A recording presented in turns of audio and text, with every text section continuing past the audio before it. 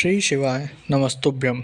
स्वागत है आपका शिव पुराण श्री शत्रुद्र संहिता 18वें अध्याय में एकादश रुद्रों की उत्पत्ति। नंदीश्वर बोले, हे मुने, अभी मैंने आपको कल्याणकारी भगवान शिव के दशावतारों के बारे में बताया। अब मैं उन्हीं शिव जी के 11 अवतारों के बारे में बताता हूँ। इन्हें सुनने से असत्य के दोषों से उत्पन्न होने वाली बाधा दूर हो जाती है।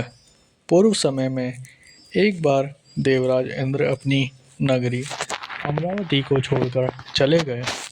ये देखकर उनके पिता कश्यप ऋषि को बहुत दुख पहुंचा।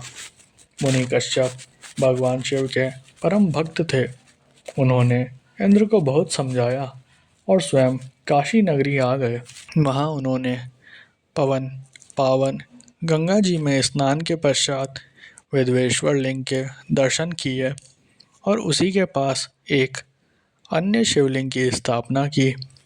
उस लिंग की स्थापना कश्यप मुनि ने देवताओं के हित के लिए की थी। फिर वे उस शिवलिंग की नित्य विधि पूर्वक पूजा अर्चना करने लगे और तपस्या में लीन रहने लगे। इस प्रकार दिन बीतते गए। एक दिन प्रसन्न होकर भगवान शिव प्रकट हुए और बोले, हे मुनि कश्यप, मैं आपकी आराधना से प्रसन्न हूँ। मांगो, क्या मांगना चाहते हो? मैं तुम्हारी इच्छा अवश्य पूरी करूँगा। तब भगवान शिव के वचन सुनकर कश्यप मुनि बहुत प्रसन्न हुए और महादेव जी की स्तुति करने लगे। फिर बोले, हे भगवान, मैं अपने पुत्र के दुख से बहुत दुखी हूँ।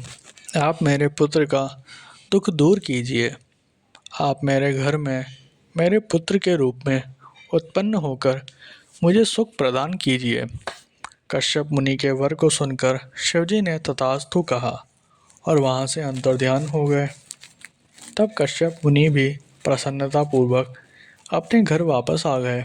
उन्होंने सब देवताओं को अपने वरदान के बारे में बताया, जिसे जानकर सब देवता बहुत प्रसन्न हुए। भगवान शिव अपने द्वारा दिए गए वरदान के फलस्वरूप कश्यप मुनि के यहाँ उनके पुत्र के रूप में जन्मे। कश्यप मुनि ने प्यार से उनका नाम सुरभि रखा। सुरभि के जन्म पर बड़ा उत्सव हुआ। सभी देवताओं ने प्रसन्न होकर फूल बरसाए। अप्सराएं नृत्य करने लगी तथा चारों दिशाओं में मंगल ध्वनि गूंजने लगी। देवताओं ने कश्यप मुनि को बहुत बहुत बधाई दी। तत्पश्चात सुरभि के बड़े होने पर उनसे कपाली, पिंगल, भीम, विरूपाक्ष, विलोहित, शास्ता, अजपाद, आपिर, बुध्य, शुंभ, चंड तथा भव नामक 11 रुद्रों ने जन्म लिया। इन 11 रुद्रों ने देवताओं की रक्षा करने तथा उनका हित करने हेतु अनेकों असुरों का वध किया। फिर उन्होंने दैत्यों द्वारा अधिकृत किया स्वर्ग का राज्य वापस ले लिया और उस पर फिर से देवराज इंद्र का राज्य हो गया। ये 11 रुद्र आज भी देवताओं की रक्षा करने के लिए स्वर्ग में विराजमान रहते हैं।